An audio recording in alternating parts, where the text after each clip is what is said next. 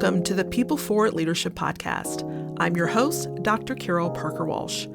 As an expert in transformational leadership and human development, and the creator of People Forward Leadership, I'm here to help you create thriving, engaged teams and unstoppable leaders. In each episode, we'll explore the strategies and insights that will elevate your leadership impact and drive lasting results. Get ready for a transformative journey filled with actionable steps. Let's go. Hello, and welcome back to the People Forward Leadership Podcast. I am so excited about today's conversation because my guest leads operations at one of the most iconic transit systems in the country and during one of the most consequential years in its history.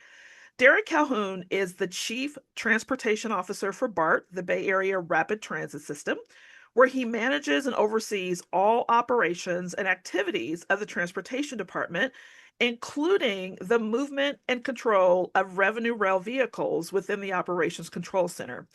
Before joining BART in February of 2025, Derik was Chief Operating Officer at the Santa Clara Valley Transportation Authority, where he managed a budget of $350 million and provided executive-level oversight for VTA's bus and light rail operations, maintenance, accessible services, and facilities, and helped to reinforce VTA's high road workforce development partnership with ATU.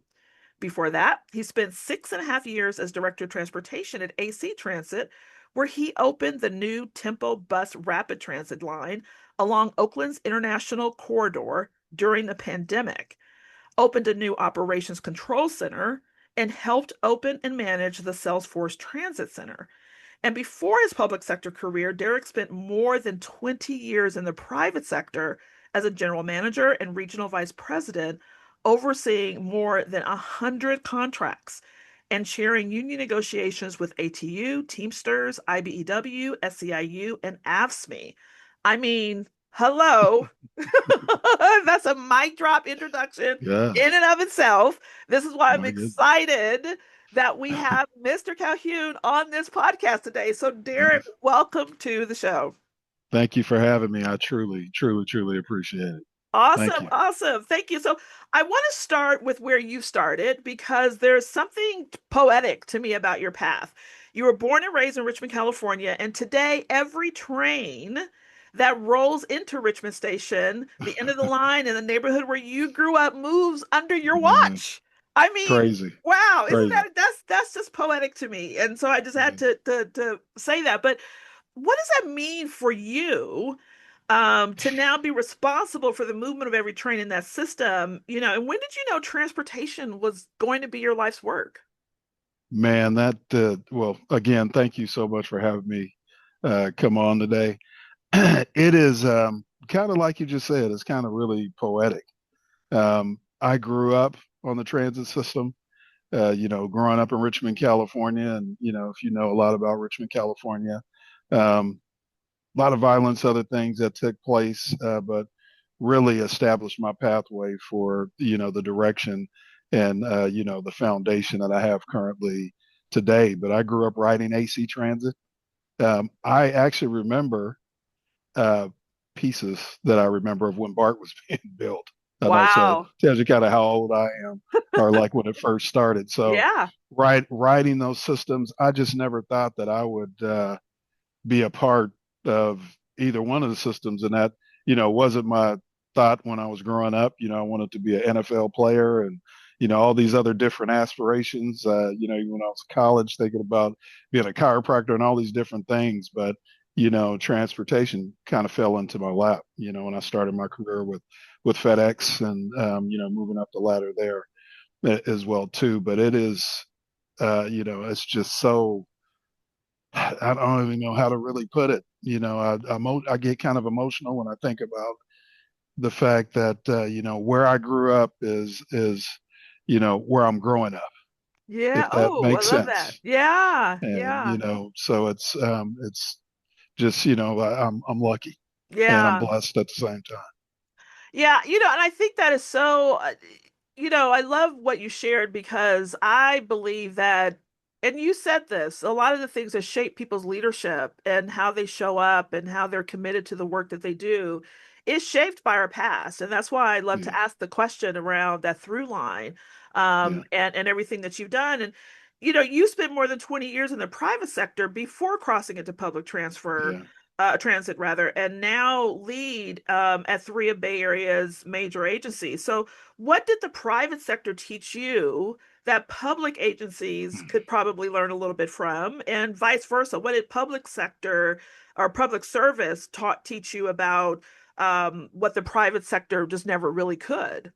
That's a great question. I think with the private sector, it really focused around managing contracts, Mm-hmm. and with managing those contracts, really managing relationships, and not just managing the relationships and the if you got have a 3-year contract with two other terms along with that, managing the contract 100% of the way through, and investing with the client and making sure that the client begins to trust you and everything else. And then also really understanding all the way down to the penny equivalent. You're responsible for making sure, one, that you were profitable, but also making sure that you read that contract from A to Z, and to make sure that you were adhering to that contract. And then sit there and imagine, managing close to 200 something contracts, and making sure that the people are executing on all those contracts. So, the private sector really taught me expediency. Mm-hmm. Um, it taught me to read things, deeply. It also taught me to learn how to manage, but also work with, unions relatively closely. And it really truly helped me with building relationships, Mm-hmm. and making sure that people come first before anything else. If you don't have your people, it means absolutely nothing. So, the way you do things, from an integrity standpoint, you got to understand that people are looking at you, so you do the same thing that people, when they see you, you're doing the same exact thing.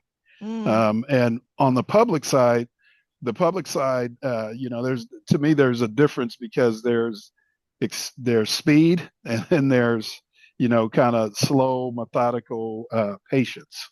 Mm-hmm. And I think with the public sector, you have to have patience. There's Now you're on the side of the contractor, and some related experiences that I had, that you actually now had to manage that private sector contract, and to make sure that they were executing a contract, and different things like that. And Yeah. and also too, you know, managing a budget.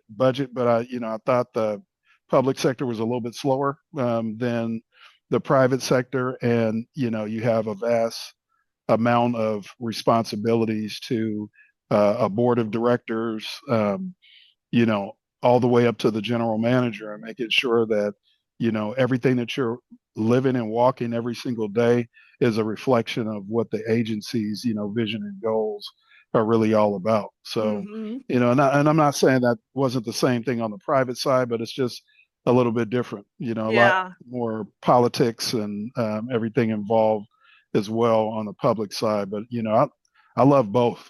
I think Mm-hmm. both was really good. The one thing that I was a little challenged with the fact that you had, this 5-year term basically, to make sure that you please that client. And if you didn't please that client, how can you do these things to kind of save your contract? So Yeah. that was a little tougher than, probably with how you deal with things in the public side.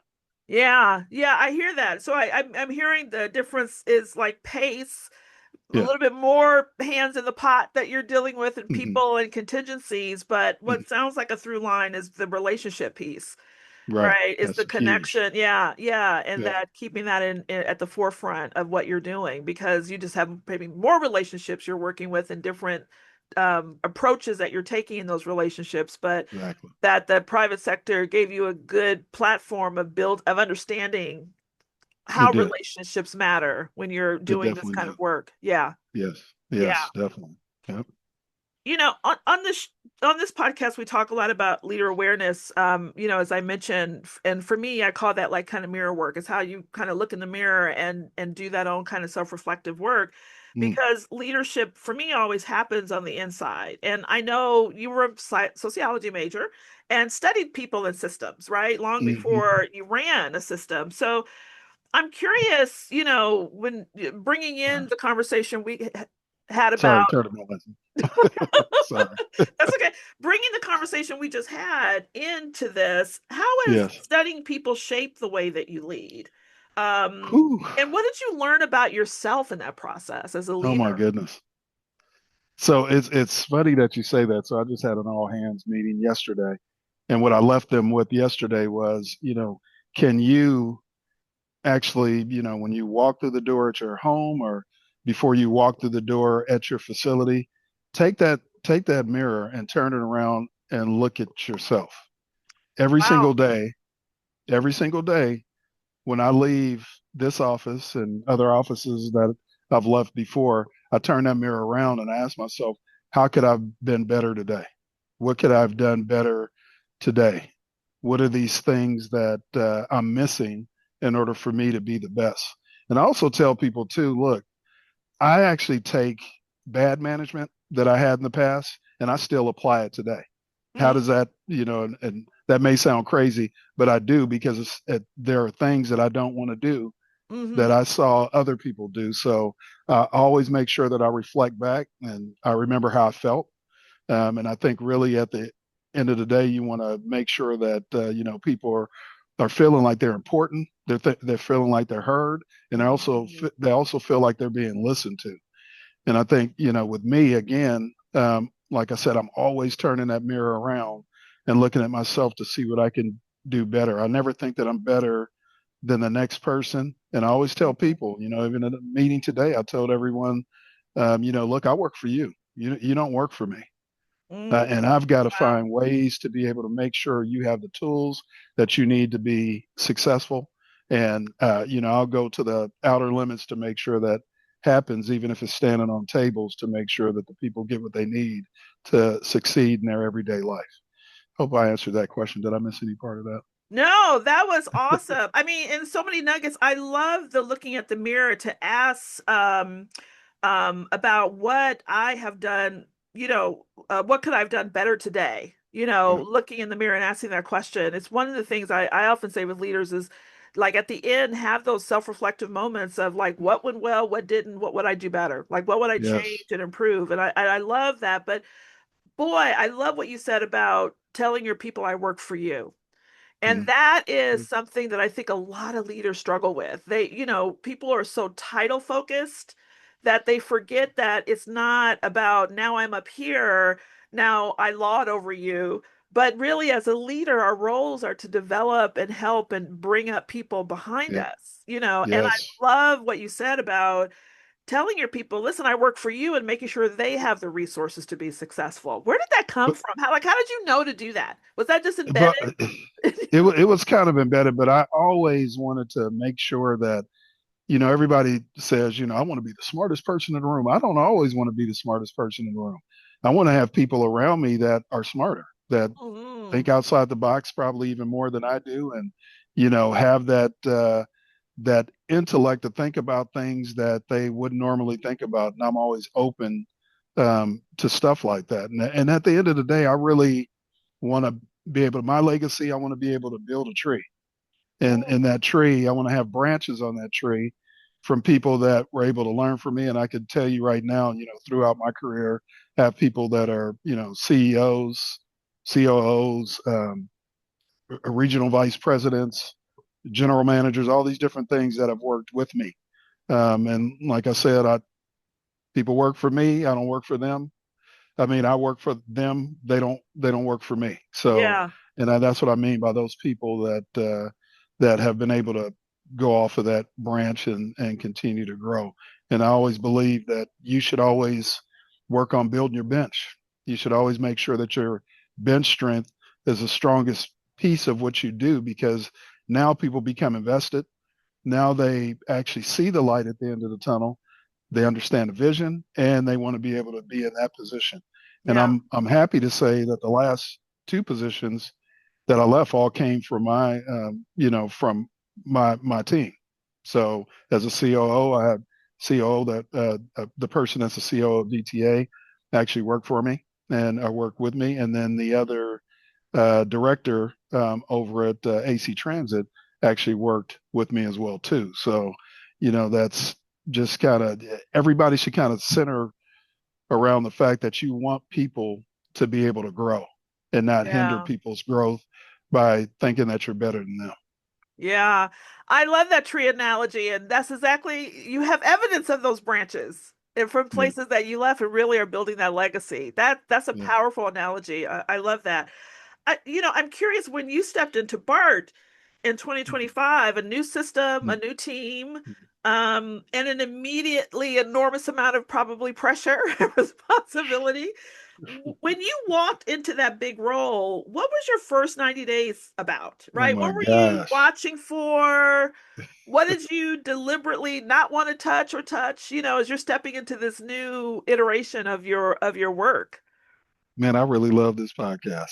So, it's because you're right up my alleyway. So before I got to BART, I always from a distance always wanted to work for BART from a distance. And, um, I had an opportunity to be able to come in. And when I was debating on whether or not I was going to leave BTA to come to BART, I actually rode the entire system. And I Wow. rode the system. And with riding the system, they have 50 stations, just so you know. And they cover a whole bunch of miles, but I did it in increments. And what I did is I would get off the train and I would go down and I'd actually go down and talk to the station agents and say introduce myself, and they're like, oh, do you work for BART? And I'm like, no, I work for VTA, but I just wanted to kind of check in with you, see how things are going. How do you like working for BART?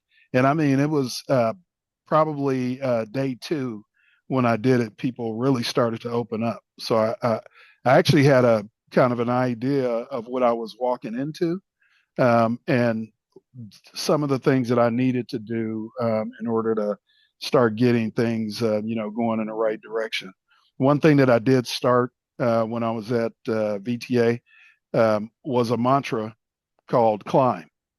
And in that climb is an acronym that I got from um, Boise State. Boise State was recruiting my son, and when they were recruiting him, we went in the room and it was just us and the coach, and they had climb going across the screen. It was totally different than the acronym and the way that I use it today, but I liked what they were trying to put out there to recruit him to come. Uh-huh. And so I said, how can I apply this to transit Hmm. and my job? So C stands for communication, L stands for leadership, the I stands for integrity, the M stands for motivation, and the B stands for building trust. So when I was looking within those days, I took that whole program and brought it over to BART. And I knew within the first 90 days, what I wanted to do was get on Yeah. the ground and start to really meet people and understand how the people felt, what the people were going through. And then besides that, the one key thing that's always missing in every agency that, I kind of hit my head up against the wall about is that middle management and the training for the middle management. Mm. We'll train an operator, we'll train a foreworker, we'll train a transportation supervisor, but there's no standard training program for the management level so that Yeah. they understand emotional intelligence, they Hmm. understand financial acumen, they Mm. understand how to have a one-on-one, all these key things. We may use DISC or, TILD or something else to find out personalities, but you never get to the root of how a person can run the business and run a business effectively. So Mm-hmm. that was something else that I was looking into because I inherited our training department as well too that reports to me for transportation. So I wanted to kind of change that as well too. So I already had a plan going in, and then I built an executive business plan that I shared with the entire workforce. I started with the assistant chiefs and kind of went from there for Mm-hmm. transportation, so they understood the vision. and the direction that we're going in. So, and we're still living and breathing that document today to make sure Mhm. that everything that I put out there, we're actually hitting on each point. And if you don't have a vision to go after, or people don't know what they're going after every single day, you're Mhm. kind of just spinning your wheels. And that was, like I said, getting into the workforce and understanding their needs and the things that they haven't had and the things that they haven't been exposed to, it was I wouldn't say easy because we're still, going through that cultural shift. Um, but there's a pathway, and Yeah. people can start to see the light. And once you start, joining people on board, they're going to follow when they start to see other people practicing it. Yeah. That was so good. I mean, if I were to like put that in a kind of a plan, it sounds like it was so like people forward, in terms of which is what our whole thing is at the podcast. That first you went and met with the people, saw the needs, got their input, got a firsthand look at what was happening and what you were going to be leading. Then you brought a framework, your climb, into the table to be able to have something that was kind of like a governing way in Yes. which you would think about doing the work. You Mhm. saw where the holes were, like in the middle management training, and really focusing on how do we level that up to be more successful. And then you built a plan and cast a vision, right? And had everyone aligned in that plan and moving in the right direction. I mean, that's a powerful formula for like if I had to say here's the first 90-day plan, a leadership Mhm. plan to come into an organization, that's incredible. And it I'm sure, I mean, now over a year later, I'm sure the success that you've had has been based on you've Th- seen the fruits of coming in with that kind of strategy in those first 90 days. So let me tell you. So we with the manager program. So we had this book when I was at AC Transit that was introduced from our HR director, and it's called the Successful Manager's Handbook. And we all kind of sat there and read it as a team and stuff like that. So and then I brought that over to VTA, but I did it in a different way where I had each person create a PowerPoint for each section and present. This time, what I did is I actually had a writer come in and write curriculum. And so that writer came in, wrote curriculum. So we have curriculum for the whole entire program. It's in its pilot phase now with Hmm. about 25 cohorts. And what I Wow. did is I talked with the maintenance chief, and I said, hey, why don't you join on board as well too? And then we could start to build, and that'll effectively help BART in the long run. So I want to, Hmm. I have to thank BART for allowing me to be able to do it, and it really been taken off like you know nobody's business. So Yeah, it's going in a really good direction. The other that's thing we're doing, incredible. yeah, the other thing that's tied to that is labor and Hmm. people not understanding collective bargaining agreements. So we have exclusive labor training as well too that's incorporated into that training as well.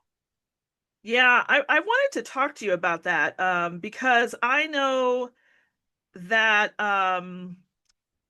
sometimes that could be a tricky thing when you have Mhm. executives and leaders having that connection with unions and bargaining units, right? So you've chaired negotiations with 5 different unions and helped reinforce the high road workforce partnership with ATU. And most executives can see bargaining as adversarial. And so can unions, right? And so it depends on the mindset that people are coming in with that it could really be, Yes. problematic. But your record really suggests, something a little bit different. So what have you learned in that process around building trust with people that leaders kind of get wrong when it then comes to that side of the house and really trying to keep a strong relationship and collaboration in how you're working with your union partnerships? To be honest with you, first it started with my parents. My Mm, dad was the union president for Local 790 in Berkeley, and then my mom was the union president for Local One, which is now I think Teamsters now, but it was Local One for the Teachers Association. So And the one thing that they always told me, especially when I got into management and they knew that I was going to deal with unions, is to always make sure that you build that relationship. And besides building that relationship, always make sure that you are honest as well too. And some of the situations are going to be, you're going to fight across the table with certain things, but at the end of the day, if you always stay real and Hmm. you always have that open door where you're sitting down and really talking about things. Some people have their own agenda, but if you stay the course and keep your integrity and make sure that those conversations are open and clear, you create that pathway. At Hmm. VTA, VTA had the high road partnership that was already in place way before I got there, but we kind of re-energized it when I was there, especially with my position as the vice chair for APTA's workforce development. Mm. And so, what I wanted to do is put VTA on the center stage and say, hey, look at this work that VTA has done, and look at the work that they've done with the union and walking hand in hand with the union, and understanding that if they could do it, anybody can do it, and Hmm. making sure that again you're being open and transparent, and that goes all the way down to the budgeting and how you allocate funds for different programs, how you go in as a partner to establish a relationship with the college to be able to start to build apprenticeships.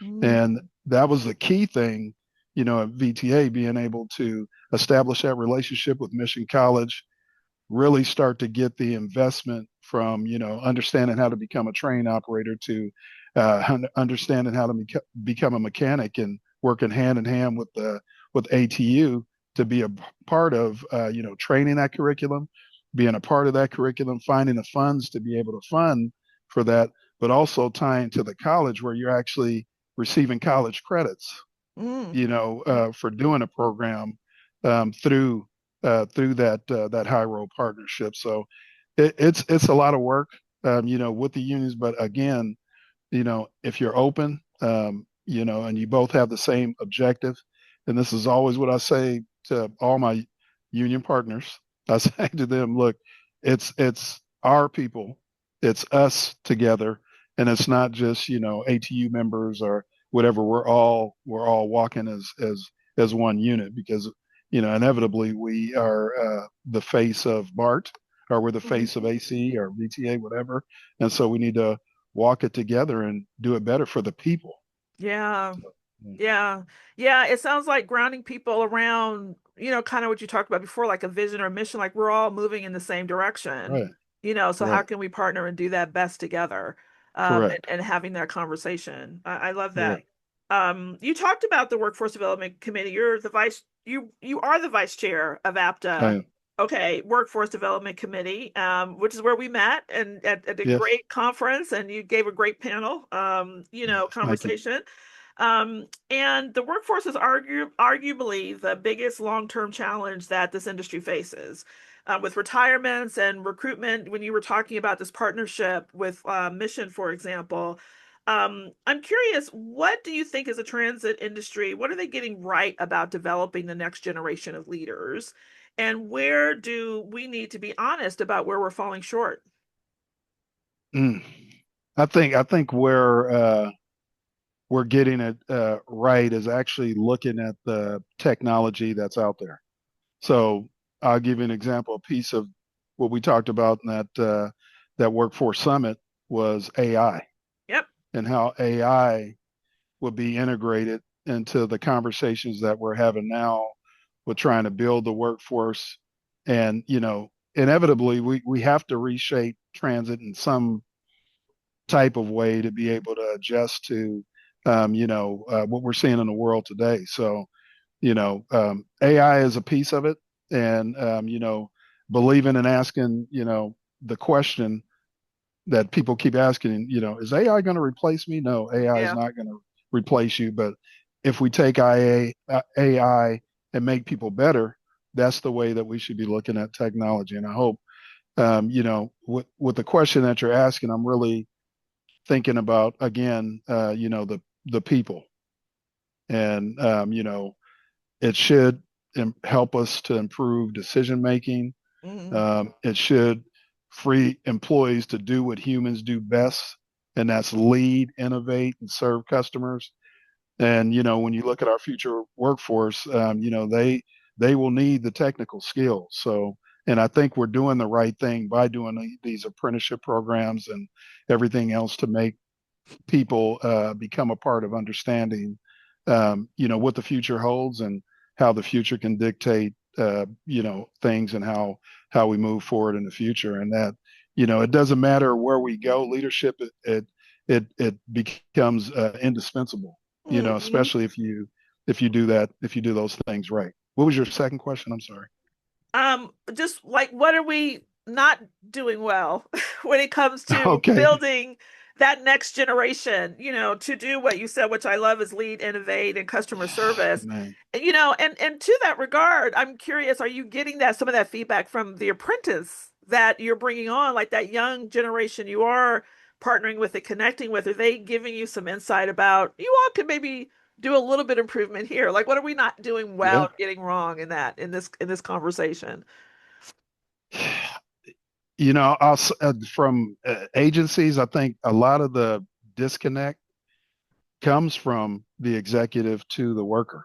And Mm, there's such a distance in between the two, that sometimes, get caught up on, um, you know, we have to appease this person, we have to do this person instead of bringing the people in that actually do the business every day, getting their input, understanding those things that are going wrong for us to be able to fix them moving forward. I just met recently with this young group of high school students, hmm. um, not too long ago, and that was kind of the questions I asked them. What are we doing wrong? And they're saying that, look, you guys aren't using AI like we are. You guys aren't using these different things, the technology that's coming out. We don't feel like you guys are up to speed. And I say, could you elaborate on that a little bit more? And, like on your train, are you guys thinking about different things that would attract the younger generation? Like, whether you're like at VTA working close to Google, are you Yeah. tying in Google to see if Google can come in and be on one of your trains and advertise something Google related that we can actually appreciate and associate with. So I think really, when you think about this newer generation, it's all, based on technology and, social media and all these key things. And people want to see more of that to attract, the younger workforce in the future. And I think we need to do, we need to get down to the ground level and make sure that we understand what the workforce is going to look like in the future and how we can start to accommodate that now. Yeah. That's a great model to be able to because I think going back to what you said earlier about some people think, oh, I need to be the smartest one in the room, and it's all about me. And from even your perspective of leadership, meaning, I work for you, you have a tendency to go to the ground, go to the main people to find out what's happening, what's going on. And this disconnect you talked about sometimes between executives and workers, I love that you are asking the question. I think it's okay not to know Man, and to get the information from the horse's mouth and let yes, that help to inform how you're thinking and some approaches to your point around what leaders need to do, which is lead, innovate, and serve customers, right? And so yeah, to be able to do that, you got to know what's happening on the ground. And so I love that you're modeling that you're just asking these young kids, you're working with these young apprentices, you're on the ground asking how is this working and what's happening so that you can make the better decisions at that executive level. yeah. One of the good things that the GM implemented here at BART. It's called Managers Riding Trains. So Mm. every Tuesday, they call us blue coats because we all come out in blue jackets. But what he does is he has everybody assigned to certain lines. And so they all go out during the commute time, whether it's an AM or the PM commute, and they're, the A team and the B team, and each week you're going out there and you're actually engaging with, the people that do the business every single day, whether it's a train Hmm. operator or a station agent, for worker, whomever. But there's a presence in the system, and Yeah. people feel like, one, they're being heard, but also two, that there is concern for what they go through day in and day out and how tough Hmm. their job really is. Yeah. I want to continue this conversation around AI, Okay. coming into the transit operations and, predictive maintenance, service optimization, and Yeah. even how control centers make decisions. How do you think about AI in an environment like yours, where a frontline workforce is closely watching, right? We talked about, oh my Mm. God, I'm going to lose my job. And what does people forward adoption of this technology, what will it require from the leadership to really steward this kind of change or movement into bringing more to building a more robust AI environment? I think you need to build a safe environment so that people don't think it's going to replace them. Hmm. You're always going to need customer service, and I don't think a computer or anything else can do customer service the way a human can. And so making sure that there is a clear distinction there, but Hmm. also too, the one frustrating thing, and people may call me crazy when you think about Chat GPT or Gronk or all these other things. I think it's great. They're great tools, but people need to think. And I think people are going to stop, with the lack of creativity and thinking outside the box. You're just going to put a question in and have somebody answer for you. We've got to make sure that people don't feel, again, like this is going to make you obsolete.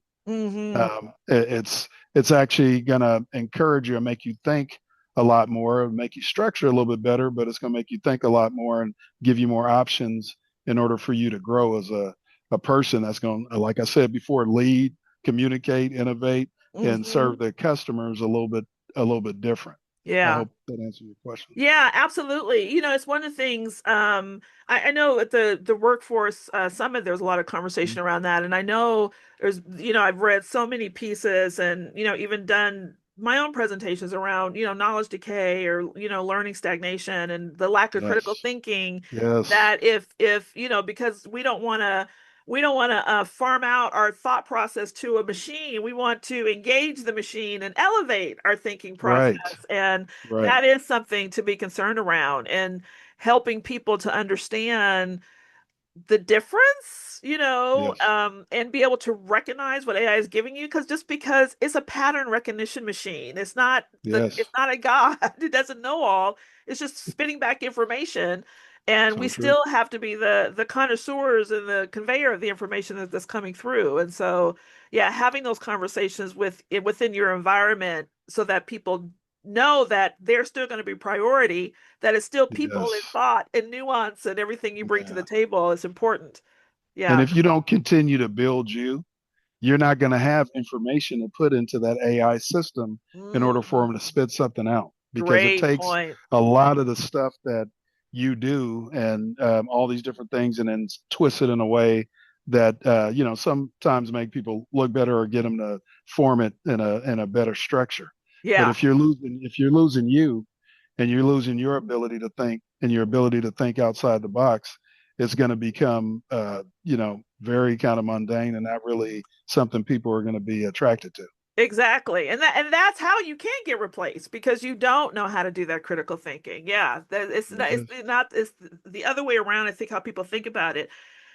So you talked about people feeling safe and seen and heard, which I think is so important. And I'm curious how you create the conditions where your team can feel seen and safe and able to perform, right? And in light of that, what does psychological safety, for example, Mm. look like in an operation environments where mistakes can be real consequences?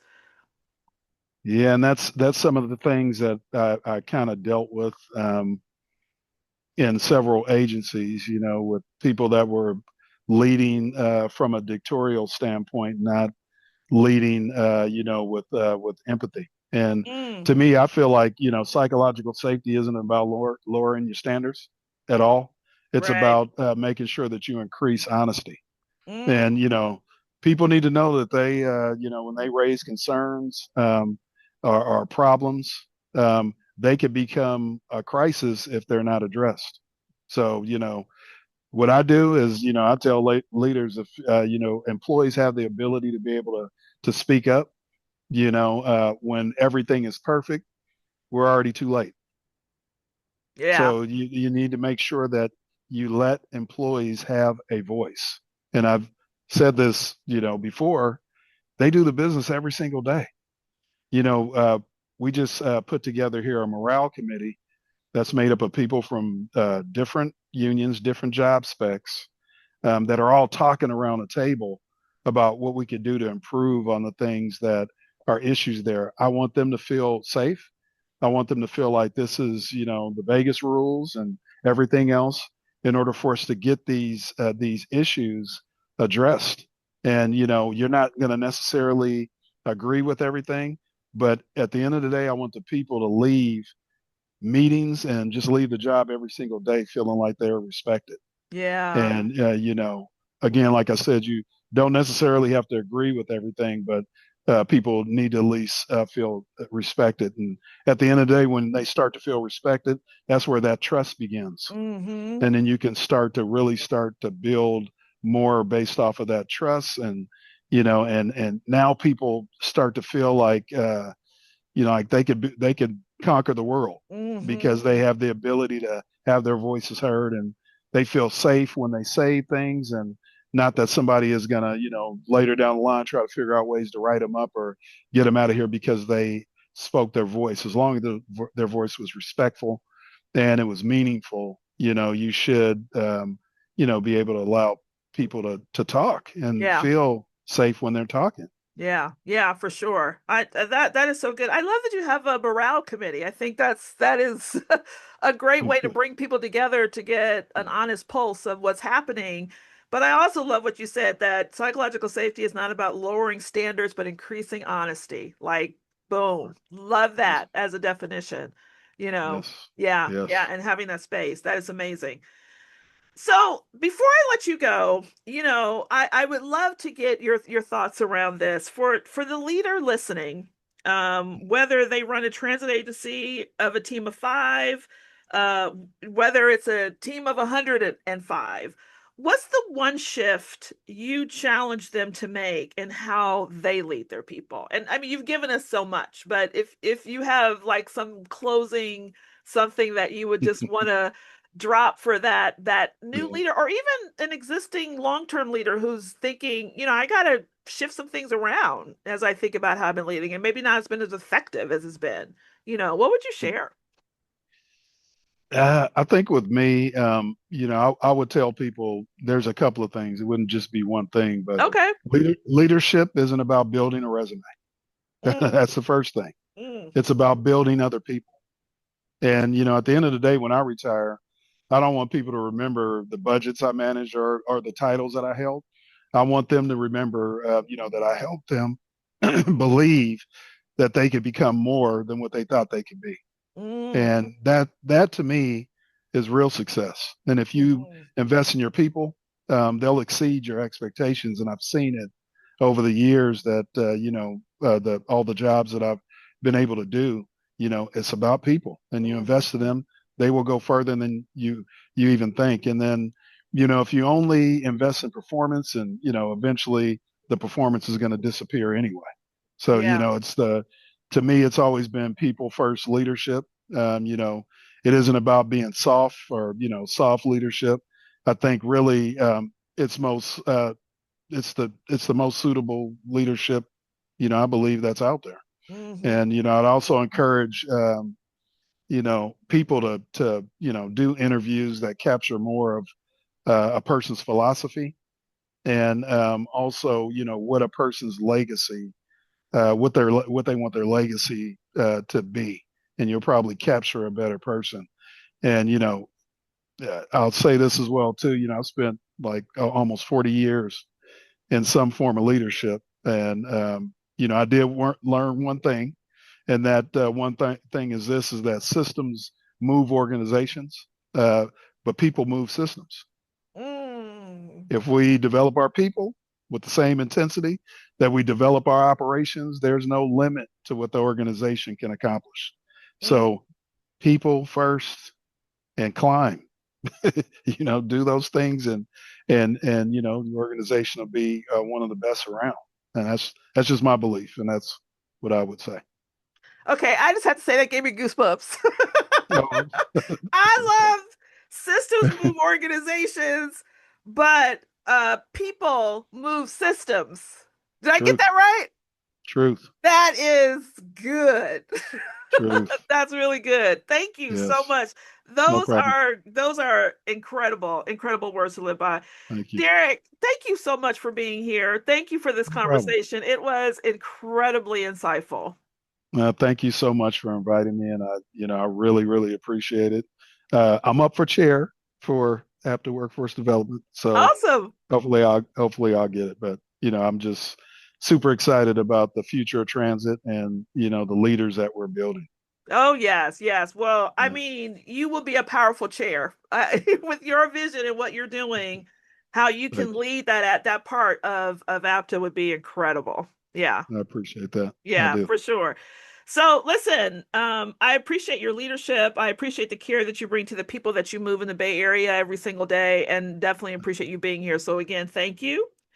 No Um, problem. Thank you.